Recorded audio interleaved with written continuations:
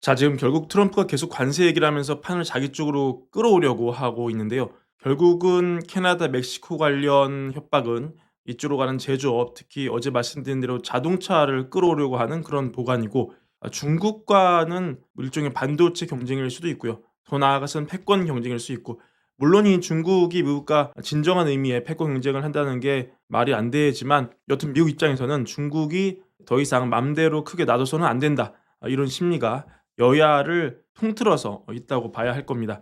지금 다보스 포럼이 한창 진행 중인데요. 유명한 석학이 이 앞으로 트럼프 시대에 미국과 중국이 굉장히 잘 협력할 것 같다, 이런 주장을 펼쳐서 화제가 되고 있습니다. 주인공은 하버드대 케네디 스쿨 그레이엄 앨리슨 교수의 주장입니다.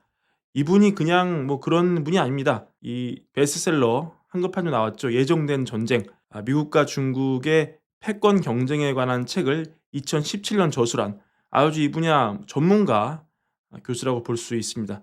이분이 예언이 뭐냐? 한마디로 이 트럼프를 중국 강경파로 보면 굉장히 오해가 있다는 그런 얘기입니다. 오히려 트럼프와 시진핑은 굉장히 잘 지낼 거다. 왜냐면 일단 이 트럼프와 시진핑 간의 궁합이 좋다. 둘은 서로를 매우 잘 이해하고 좋아하는 것 같은데, 그들은 자신들을 굉장히 위대한 사람으로 생각을 하고 서로를 좋아한다. 일단 이게 관계를 개선할 시작점이 될 수 있고, 지금 무역 적자가 문제인데 내가 시진핑이라면 그렇게 말할 거다. 3년 안에 내가 적자를 해결하겠다, 이렇게 외치고, 뭐 어떻게 해결하냐? 중국이 필요한 석유, 가스 이런 거를 미국에서 싹 사면 된다. 그렇죠. 얼핏 보면 말이 되죠. 왜냐면 여튼 중국은 지금 경제를 다시 부양을 하고 또 성장률을 높이기 위해서는 막대한 양의 가스, 석유가 필요하고, 지금 트럼프는 미국에서 에너지를 더 캐 가지고 이걸 팔아 먹겠다는 거잖아요. 근데 중국이 러시아 이런 데서 기름 안 사고 미국 거를 그냥 갖다 쓰면 된다. 너무 이해관계가 잘 맞는다, 이런 주장입니다. 그리고 지난해 이 앨리슨 교수가 중국에 갔는데 시진핑도 만났고 굉장히 환대를 받았다. 한 달 전에도 이 넘버 4를 만났다가 한마디로 중국의 정서를 내가 알고 있다, 이런 얘기겠죠. 그래서 그렇기 때문에 트럼프가 선거 때는 중국 관세 60% 이런 얘기를 하지만 지금 관세를 제대로 안 때리는 거고, 결국은 지금 둘은 협력 관계로 갈 공산이 크다, 이렇게 전망을 했습니다. 물론 이거는 이분의 개인적인 의견이기 때문에 참고는 하시고요. 꼭 이렇게 된다는 게 아닙니다. 근데 지금 다보스의 중국 참가자를 보시면은 지난 2017년 때 이 시진핑이 나왔죠. 이때 다보스 때 트럼프 1기였습니다. 이때는 시진핑이 굉장히 보호무역주의를 비난하면서 전쟁을 불사하겠다, 이렇게 선언을 해서 막 박수를 받았지만 결국은 둘 다 상처를 입었는데, 이번에는 이분이 나왔어요.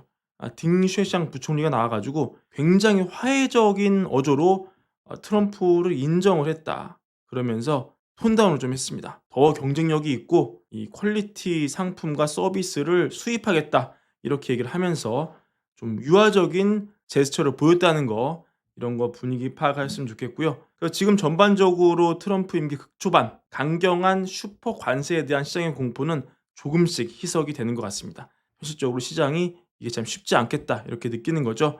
그래서 플리마켓 전망을 봐도 이게 도박판이기 때문에 시장의 어떤 밑바닥 민심을 가장 잘 읽어주는데, 물론 이게 2월 전까지라는 단서 있지만 25%가 관세 이런 제한이 있지만 어떻습니까?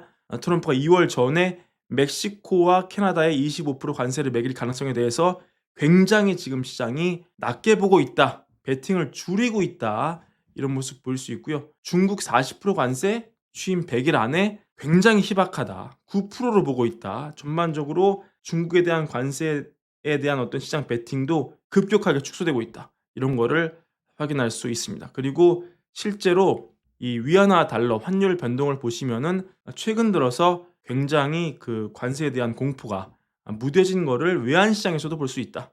결국은 시장이 트럼프가 어마무시한 관세를 주변국에 때린다는 것을 이제는 조금 시장이 블러핑으로 보고 있다, 이렇게 볼 수 있고, 결국 이 월저널 기사를 하나 보시면은 이 캐나다산 저렴한 원유를 미국이 이미 많이 들여오고 있기 때문에 참 쉽지가 않다.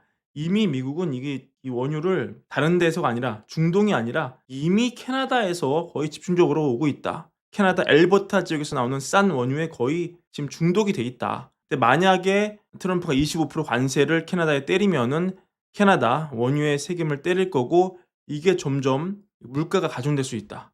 다시 미국 휘발유 가격이 오르면서 인플레 다시 오르고 장기물 금리를 올리고 또 주가 발목을 잡는 이런 현상이 나올 수 있기 때문에 캐나다에서 들어오는 막대한 원유의 이 양을 봤을 때 트럼프가 정말로 대대적 관세를 매기기는 쉽지 않을 것으로 시장이 점점 보고 있다.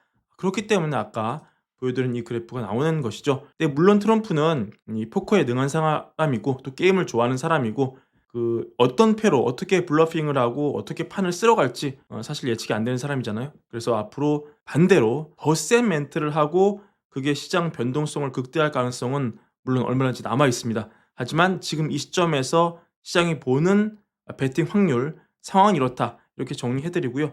다만 관세가 완전히 제로가 될 것으로 시장이 보는 것은 아닙니다. 왜냐면 폴리마켓을 봐도 취임 6개월 안에 대규모 관세가 매겨질 가능성은 여전히 지금 46%로 반반으로 보고 있습니다. 이런 흐름 참고하시면 좋겠습니다. 어제 스타게이트 대규모 AI 프로젝트 나오고 역시 이걸 하려면 반도체가 엄청 들어가겠죠. 거의 국가 AI 프로젝트 아닙니까? 그래서 엔비디아가 오늘 또 많이 오르면서 강력한 모습을 보여줬고 그 덕에 또 S&P 500이 장중 최고가 또 경신했습니다. 우리가 몰랐던 거를 하나 알고 가셔야 되는데 지금 우리가 미국만 보고 있는데 알고 보면은 유럽도 엄청 좋아요. 지금 스톡스 600 유럽 대표 지수가 사상 최고치 통빛입니다. 결국 이거는 뭐냐? 이 아까 말씀드린 관세 공포가 조금 더해지면서 예를 들어 뭐 수출 기업 독일에 대한 피해가 최소화될 것으로 보인다. 결국 예상보다 트럼프가 유연해진 모습을 보인다면 미국도 오르겠지만 유럽도 오를 수 있다. 전 세계가 또 한 번 강력한 위험자산 선호 현상 보이면서 트럼프 수혜를 전 세계가 공유할 수 있다. 따라서 우리는 미국만 보지 말고 전 세계로 시선을 돌릴 필요도 있다. 이렇게 봐야 되고요. 이 한국이 작년에 워낙 눌려 있었기 때문에 올해는 좀 반사이익 이런 추세라면 볼 수도 있겠다. 이런 전망도 조심스럽게 해볼 수 있겠습니다. 저희는 최신 소식 나오는 대로 또 전해드리고요.